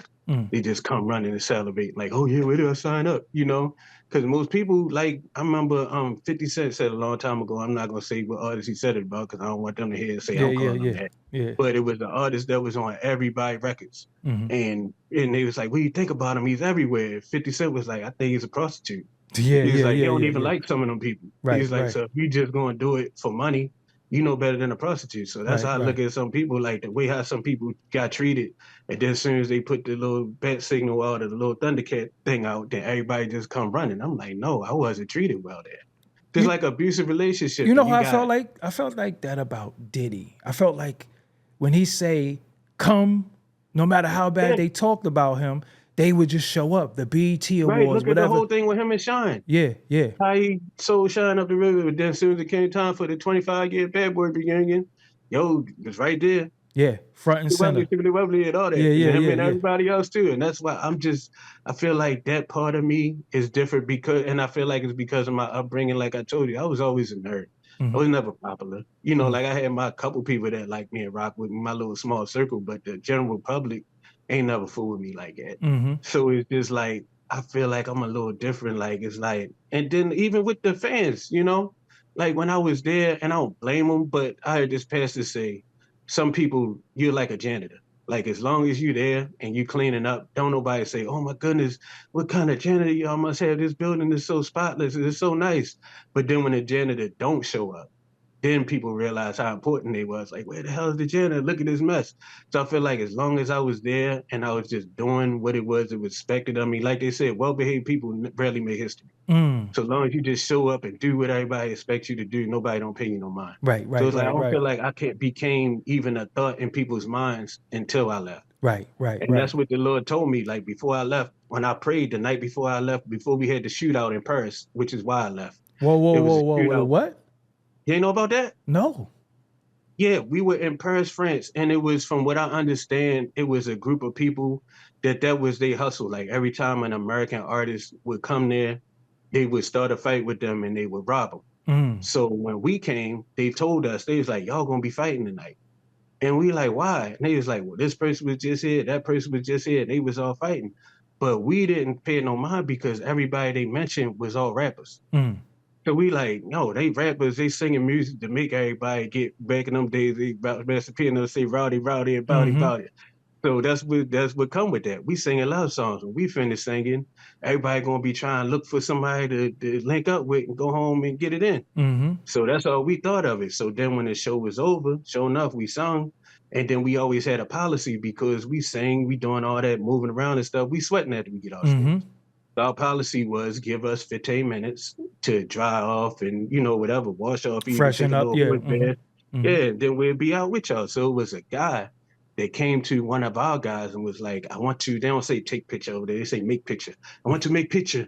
And he's like, all right, they be out, give him 15 minutes. He said, no, I want to make picture now. And the guy was like, nah, man, they'll be out. So then the guy said, fuck you to the guy that was from with us. And you know, he from Baltimore, so he heard fuck you. And Baltimore came out, and whatever happened after that, it was, they got the rumbling. So then we had our bodyguard came in the room. We all plotting on what girls we wanted. We in France. We see beautiful French girls. We all plotting. Oh yeah, that one right there is looking at you, yo. That one over there was on you. So we all plotting like that. We thinking nothing. Next thing we know, security busts up in the dressing room like, we need all y'all in the van right now, right now. So we like, what the fuck? We ain't even get to get our girls or whatever. So we get in the van. Next thing you know, it looked like I don't know if you're a wrestling fan, but back in the day, I'm a like big the wrestling 80s, fan. yeah, remember back when the Royal Rumble first came out and they had that Yes. poster when it was Big Boss Man, he had a mace in his, he had his nightstick, Hulk Hogan had a mace, Ultimate Warrior had a chain around his neck. That's It was like a called big the Rumble Survivor. outside I for think the that was Royal the Rumble. Survivor series. It was either Survivor Series or I think it was Royal Rumble. Might have been the Royal Rumble, yeah. Yeah, so it looked like that out there. Like they was fighting. They had walkie-talkies, and one of our bodyguards busted one of the guy lip with a walkie-talkie. So I don't know what religion the guy was. So I don't want to speak on it and be wrong. But he pointed to the blood and he was like, you see that? This means somebody had to die. So then they shut the electric fence because the venue was in on this with these people. They shut the electric fence and they shot out all the windows of the van that our band was in. But thankfully, nobody got hit. Wow. And we were able to, we had a lady with us. And that's why, as much as nowadays guys be putting down women and stuff like that. And I mean, I feel like treat everybody like an individual, but I could never just say F All black women, women, nothing yeah. like that. Cause it was like a lady that was with us and she was able to, what they say, sometimes the queen can make moves that a king can't. All the guys fighting. So they see this one lady, she just was able to like squirm her way out and open up the electric fence. And we was able to get out and get back to the hotel. And my one fan in Paris spoke French. I mean, so she's from Paris, so she spoke French. She was waiting at the hotel for me. So she was able to put a call in and we had the National Guard with us for the rest of that tour. Wow. And that's when, but the night before that, I was getting ready to quit the group and I was praying. They stayed in the hotel and they was like, I said, yo, I'm not staying in the hotel, I'm staying on the bus. So I was praying and I asked the Lord, I said, why is it that everybody is getting their dream out of this whole thing except for me? And I heard a voice. It wasn't nothing spooky or I ain't see nothing. It wasn't no big light or nothing, but I just heard a voice in my ear that wasn't my voice. It said, you never gonna get what it is that you want until you're doing it for me. And so I said I was going to quit. But then when I went the next morning and seen everybody so excited to go do this next show, then I was like, I don't want to break everybody morale. So then when that happened, I was like, yo, everybody could have died because I'm thinking of the story of Jonah and the whale when the Lord told Jonah to go to Nineveh and Jonah ain't want to go there. So he hopped on the ship and went somewhere else with some other people. And the ship started rocking and the Lord sent a storm and the ship started rocking and everybody could have died. And the whole thing out of it is that he wanted Jonah off the ship. He didn't say that the ship couldn't go to where they was going. He just told Jonah to go somewhere else. Told me to leave. So it ain't that they were supposed to stop singing and stop doing whatever. I'm just not supposed to be a part of it no more. So that's when I didn't do it. And then I was looking at that. It was like I was looking at it in slow motion. Like everybody, we watching people hit people with walkie-talkies and guns come out and windows get blown out of cars and stuff and fire and blast and all that. And I'm just sitting there the whole time like all of this is happening because I'm being hard-headed. So the next day I was gonna quit and I was like, I finished this European tour. And then I came back home. Then we did the Will Smith video. And when we did Will Smith video, it was supposed to be Will Smith featuring Dru Hill. But Will Smith basically was like, Cisco. He wasn't even like using none of us for the whole shoot. I had brought one of my honeys up from Baltimore or whatever, and like she just wanted to see LA. Like she just cool to be on a video set, cool to see Will Smith. I just want to see LA. The whole time we just sitting there in the cut the whole time doing nothing. And so I'm like, man, I ain't survived 2 shootouts because we got shot at How Can I Be Down too. Me and Cisco was in the shootout at How Can I Be Down. We went to see some showcase was, and it was a group on stage, another R&B group from our era. I'm not gonna say their name either, even though them niggas gave me some bad weed and had my whole body hurting. And when I told them about it, they started laughing and shit, like they knew that was gonna happen. They almost tried to give me the smoky treatment. So I should say their name, but I ain't going like that. But I did because I did engage in smoking it, even though I ain't know what they had me smoking. Right. I'm cool now, but anyway, these dudes was on stage lip syncing. So when the shootout started, they was gone off stage, nowhere to be seen, and the singing was still going on. So me and Cisco more so amazed by that than the fact that it's actual people shooting. And me and this nigga, we like the 2 dudes on Biggie first album. He's like, yo, nigga, it's a red dot on your forehead. Yeah. I'm like, nah, nigga, it's a red dot on your forehead. So it's like we had been at the bars, bottles busting all behind our heads. And shout out to Sean Sanders, a dude at that time, first album, I was skinny. I was like 145 and Cisco was probably 135. He picked both of us up. He's a big football type dude. He picked both of us up because we was like frozen. We wasn't scared. It didn't feel like fear. It just felt like, wow, like we felt like we wasn't there. It's like an out-of-body experience. We felt like we was watching a movie. So we wasn't even trying to duck, but the Most High just directed the bullets like the Matrix. Like they were just missing us. Like one go right behind it, this ear and this ear. But he saw us and he just picked us both up and rushed us and picked us up and ran outside with us or whatever. And pretty much probably saved our lives. But I'm just like, I ain't survived 2 shootouts. And then I'm still not getting nothing no different. All the stuff I've been asking for all this time. Oh man, and this is the Wild Wild West video, if I'm not mistaken, right? Yeah, okay. Yeah. So like the whole time we just sitting there, not doing nothing. And I'm just like, yo, if he just wanted Cisco, that wouldn't have been no problem with me to say I'm doing a song with Cisco because Chris Stokes wanted to do a song with Cisco before Brandy and Monica did The Boy Is Mine. He wanted Cisco and Batman to do The Girl Is Mine. So, and nobody had a problem with that, but don't just have us here to do nothing. If you wanted to just have Cisco on your video or do a song featuring Cisco, then that's what you should have asked for. But just to have me sit there doing absolutely nothing. I don't think you wanted to be around Chris Stokes though, but we ain't gonna talk about that. I wouldn't have been around That'd have been Cisco and Batman. Yeah, right. Yeah. Mother sister say make him hit them high notes. Yeah. So, before we go, is this a group meeting or is it individual meeting and then a group meeting? What would you like in a perfect world? In the perfect world, I just wanted, what Keisha Cole say, I just want it to be over. I look at it like me singing. I look at it like, with the episode of the Cosby Show when Bill Cosby was like, Theo, I paid for your airplane lessons. You took the airplane lesson for 1 week. And then you wanted to go to cooking school. I paid for you for cooking school. And then you ain't want to do that no more. I look at it like this, and realistically, because I was watching Dr. Boyce Watkins, and he had a guy on there to say a man don't really become a man. Like you legally, you can vote and all that stuff, but you really don't become a man on the inside until you like 35. We was 19. That's something that I thought I wanted to do. You see what I'm saying? Like, it's just, you throwing things out there at that point, things that you might be able to do. So it's like, I thought I wanted to sing.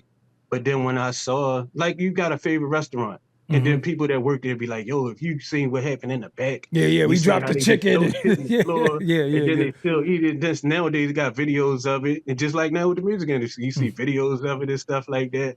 So it's like, you think you want to be in it from the outside. When we was out, all that making the band and behind the music and all that stuff came around the time that we came out. So it's like, we in the middle of, we getting got. Like Boys and Men told us, we met Boys and Men at that same Impact Music Festival, and they was like, yo, if it's one advice you could tell us, me and Cisco, we used to always be the two to sneak out, go everywhere, do stuff we weren't supposed to be doing. So like, we was like the bad guys out of, not really bad, but like, we was like the flaky guys. The other two wanted to keep it business. But like, we met Boys and Men at Impact Music Festival. We snuck out and went to see them. We was watching Charlie Wilson, and we didn't want to seem like no super fans or whatever. So we just like, if y'all could give us one piece of advice, what would it be? And he's like, never sign your publishing to nobody. Me and him looked at each other like, you already did it last week. So it's just like me being in it and learning firsthand. I feel like the Lord, so he said, sometimes God will give you exactly what you want, just so you see it wasn't what you needed. So it's like me being in it. That's what I thought I wanted to do. But then after getting like burnt and getting taken advantage of and did dirty so many times, it's just like, I'm just over it. It's just like an abusive relationship. Like, you still keep going back to your girl, and she done fucked like 10 niggas. Like, remember, you ever see, what's the movie with Dirk Diggler? Boogie Nights. Yeah, you remember when his girl kept on, like, every time he come home, she fucking somebody different. She talking about, can you close the door? It's like when stuff like that keep happening to you, like, how long you gonna keep going back to that girl? Eventually, what's gonna end up happening is either gonna be, you know, basically what ended up with him. You'll end up putting one in him and putting one in her. So it's like, before you see it even getting to that point to where as though it could become something that it don't need to be, I think it's power in just knowing when to say when and knowing when to walk away, you know?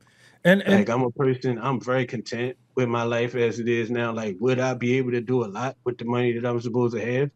Oh yeah. But my life be totally different with those things. But it's also a scripture, and I'm not trying to be a preacher or nothing on here. No, it's cool, but but see, it is the platform, because if that's your calling, that's your calling. And you have millions of fans, and it might be somebody, if you had the individuals that say, this particular verse, this particular song, I wanted to end my life, then you still got to speak your speech. You know what I'm saying? You still got to do it. So if it is a scripture that could save somebody, because you gave me some insight, because myself, I always felt unappreciated.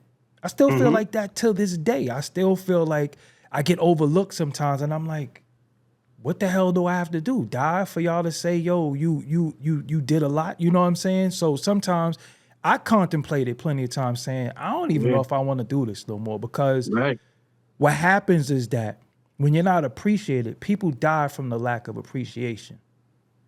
People die. You know, it's almost like a lonely bird. So every now and again, we just need reassurance to say, yo, you're doing a good job, or you serve a purpose. Sometimes we don't hear that enough. You don't hear from and that was the crazy thing, like me being there all that time, nobody gave me that. But then when I left, then the same people that wasn't paying me no mind, they all wanted to be like, oh, you supposed to be there.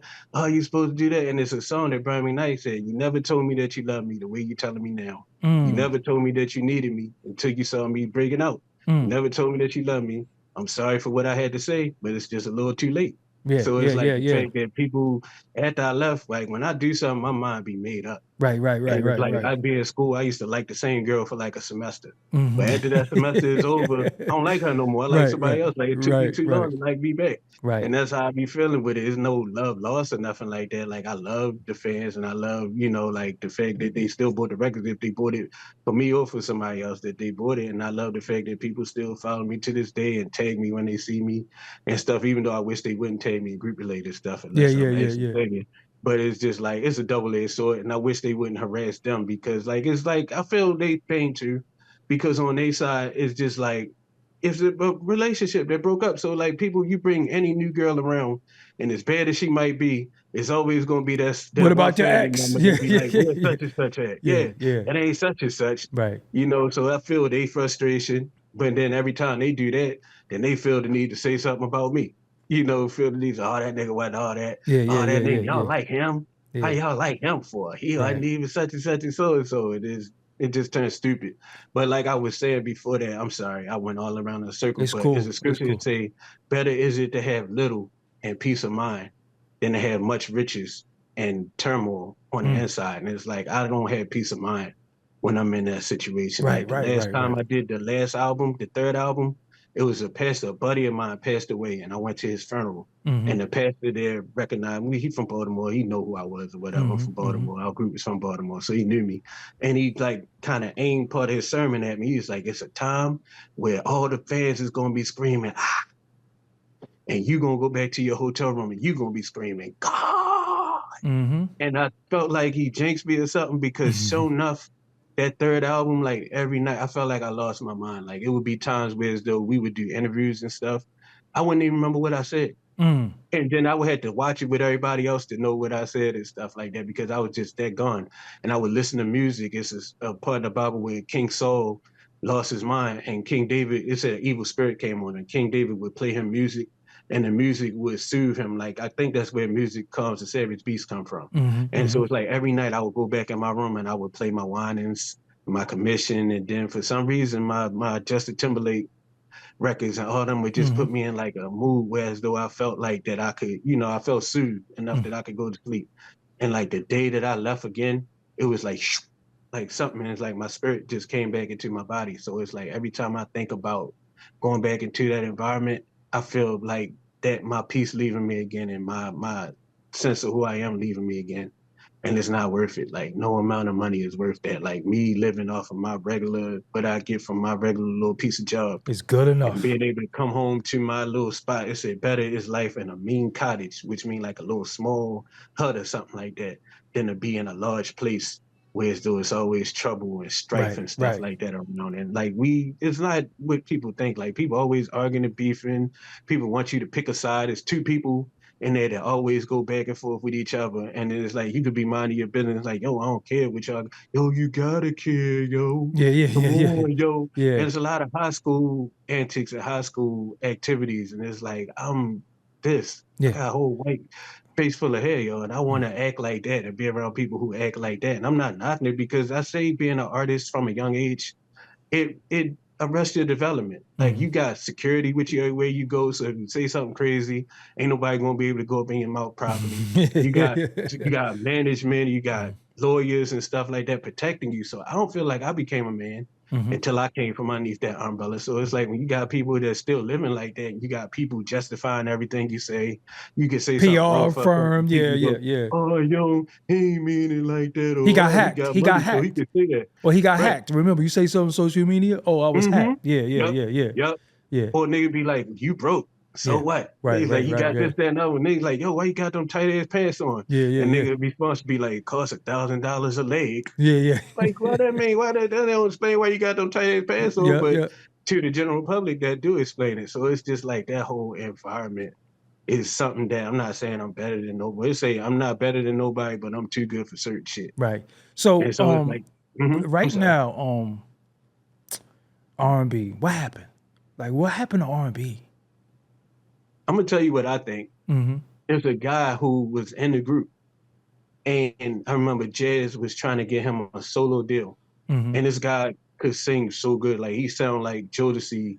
Like no discredit to them because they the greatest, but he sounds similar to them. But he was like a one man show. He was almost like a little one man Jodeci, to Mm-hmm. the point where he ended up going on tour singing background for KC when he was doing his last solo thing he was doing. Mm-hmm. But the label said to him, "You can sing too good." Mm-hmm. So I think that they want people who remember you ever used to watch In Living Color, and Mm-hmm. remember when what you call was the guidance counselor. David Allen Greer was the guidance Mm-hmm. counselor, and he was Mm-hmm. encouraging the girls why they should be a prostitute. He said, "Tamita, you're not very pretty and you're not very smart." So you should go ahead and be a prostitute. I Mm-hmm. think that they get people who don't have a lot of talent. Mm. So as a result of them not having a lot of talent, because you remember people like Whitney Houston, like, Mm. I'm not taking my clothes off. I'm Right, not right, right, shaking right, my right, ass because I can actually sing. right, right, So it's right. like you got a lot of people that don't really have a lot of talent, and they know the only reason why they there is to push this agenda, push that agenda, talk about make this popular, make that popular that otherwise wouldn't be popular. Mm-hmm. You got to do it because they don't have no talent. Right. So it's like they sign people on purpose instead of all the talented people is out here, but you got to hunt for their music. Like you got to do like searches, or you just got to know about them, or somebody got to tell you about them. But the people with no talent is pushing all these crazy agendas, Right. just getting people to do all types of craziness. So they the ones that they put at the forefront. Right. That's my opinion, my little Hey. humble opinion. Hey, so I could talk to you all day. We always kick it anyway. We For supposed to real, have done for this real. last year sometime. We supposed to do this Yeah, last year, but you know what? It's perfect timing. I know you don't do yes, sir. social media like that, man. When you first hit me, I'm like, this really Woody from Dru Hill? I mean, he was like, yeah. I'm like, nah, bro, you got to prove that to me. But you don't really do the social media. But if you want to give it out, that's fine. But if you don't, Oh yeah. okay. Give me Oh give me yeah, your I'm Instagram. on what you call, but I accept people like I don't like when people add you and then they page private too. I'm private, Yeah, you yeah, private, so somebody yeah, gonna have to show themselves. So yeah, like if your page open, I can see you or whatever, or even shoot me a message so I can know you ain't on no BS. Cause a witch just tried to add me like 2 weeks ago and she got me stung by a bee. But anyway, that's a long story for another day. But anyway, I killed the bee, so, and I blocked her, so hopefully it's all good. yeah. I just had to hit that sound effect. So the witch added you ain't got you stung by a bee. You can't make Yeah, that yo, up. B came in because I was gonna actually show up somewhere for her because she told me she knew somebody I knew, and the person just had a life altering experience. So it'd Mm-hmm. mean everything if I come to the thing. But then she just started acting real weird. And then I was looking for an excuse to get out of it. And I never got stung by a bee in all my 47 years. And I'm in my place with all the doors locked. And I wake up to a pain I never felt before. It felt like fire going through my finger. And then the bee ain't even try to leave. Like he just walked off. Like, yeah, nigga, I done it. Yeah, So yeah, I yeah, smashed yeah, him and flushed him down the toilet. yeah, And then I was able to text her back, like, look, I'm having allergic reaction. I don't know if I need to go to the yeah, hospital yeah. or what. I'm not going to be able to make it. But yeah, so it's just like, just have some pictures on your page of yourself so I know who I'm talking to.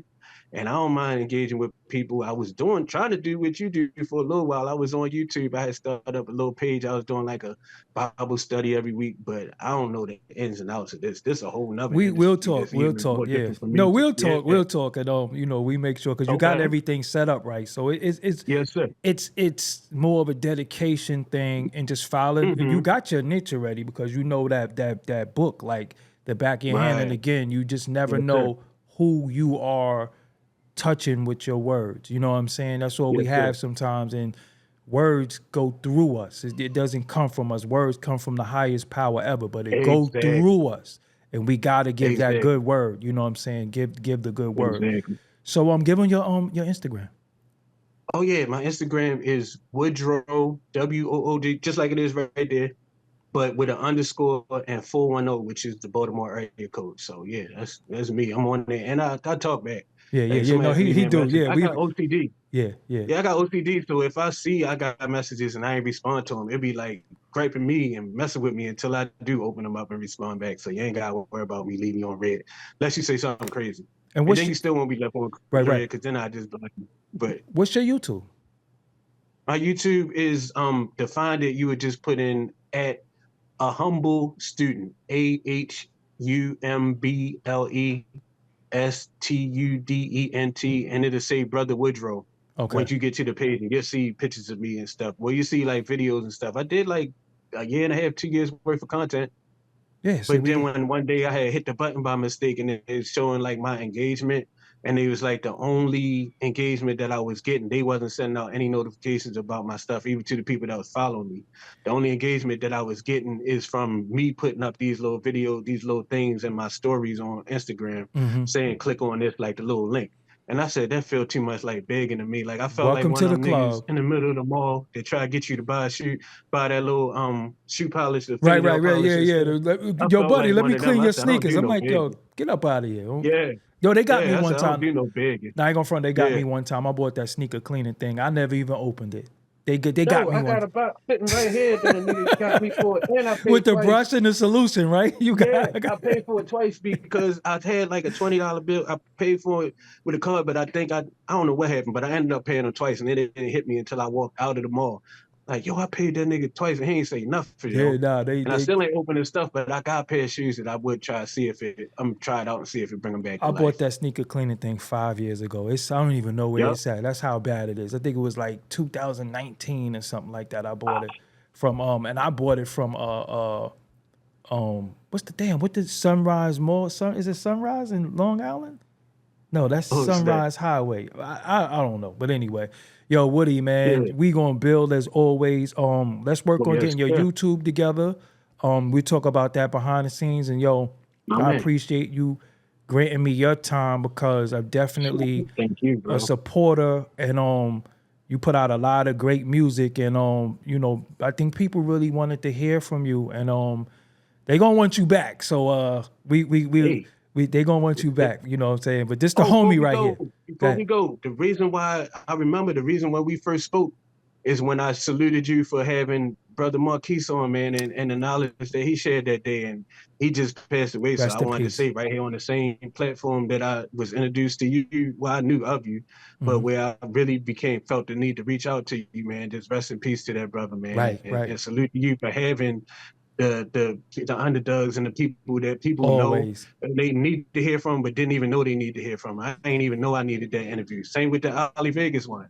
So shout out to you for doing that, man. I was so happy when Nori and gave you your flowers and had you on and showed you love, man, because you are like you. I was saying the same way, like you are an unsung hero, man. It's like you've been doing this for years, and you've been putting in work and doing important work, man. So the fact that I never sold my soul. I never played myself. I don't drink. I don't smoke. I don't woman. I don't do a lot of things. Yeah, I don't drink or smoke. That's dope. Yeah. That's dope. And again, like I said, I'm happy to sit before somebody that I watched in the culture, and I was just like, in 5 steps. Like it's funny though, because if I show you, that's the type of music I listen to in the gym. I listen to R&B.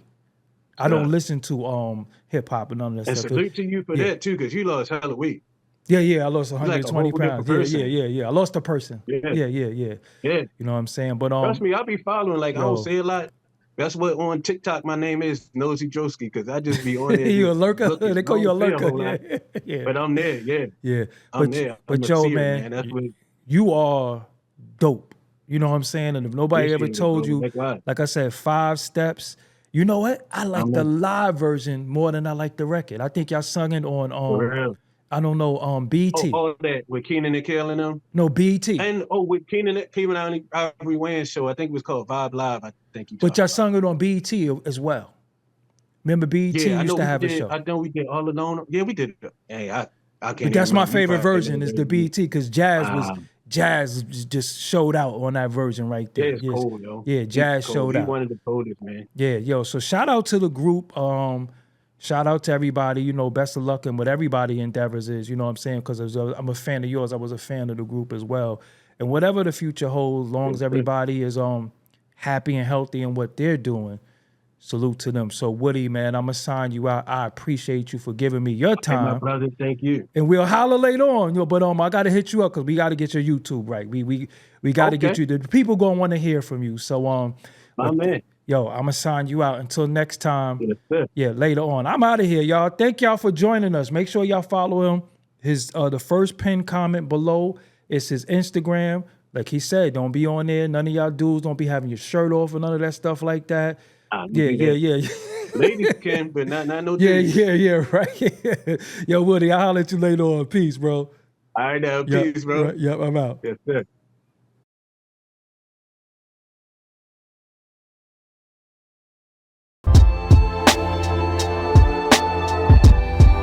Doggie Diamonds did this.